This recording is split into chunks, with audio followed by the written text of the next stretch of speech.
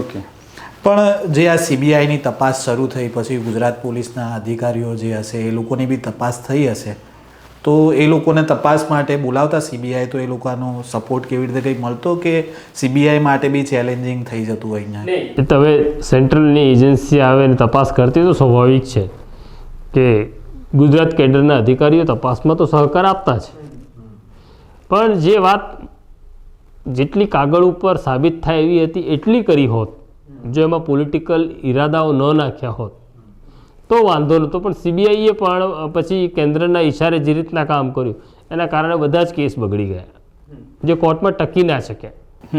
પણ આ ધીરે ધીરે ખુલ્યું અને અખબારોમાં હેડલાઇન આવી ત્યારે પબ્લિક પર્સપેક્ટિવ શું હતો પછી, જ્યારે એક વખત આ વાત બહાર આવી કે ભાઈ આમાં એન્કાઉન્ટરમાં આ કંઈક ગડબડ થઈ છે, પછી પબ્લિક પર્સપેક્ટિવ બદલાયો કે ના બદલાયો? પબ્લિક પર્સપેક્ટિવ કોઈ દિવસ બદલાતો નથી આવા કેસમાં. પબ્લિક પર્સપેક્ટિવ તો એવું લાગે છે કે મારે તો મારે મુસલમાન જ હતો ને, શું ફેર પડે?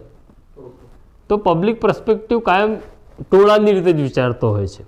તમે કોઈને વ્યક્તિગત આખી ઘટના સમજાવવાની વ્યક્તિગત રીતે વાત કરે ત્યારે જુદું વર્તન કરે છે, જે આપણે આપણા જર્નલિઝમના ક્લાસમાં પણ જોઈએ છે કે ક્લાસમાં એ વિદ્યાર્થી જુદું વર્તન કરે છે અને બહાર નીકળે છે ત્યારે પછી બ્રાહ્મણ થઈ જાય છે, ત્યારે પટેલ થઈ જાય છે, દલિત થઈ જાય છે, હિન્દુ થઈ જાય છે, મુસલમાન થઈ જાય છે. તો પબ્લિક પર્સપેક્ટિવ ટોળામાં હોય ને ત્યારે જુદો હોય, એટલે એમાં એવું કે ભાઈ ગુનેગારને માર્યા તો શું વાંધો છે.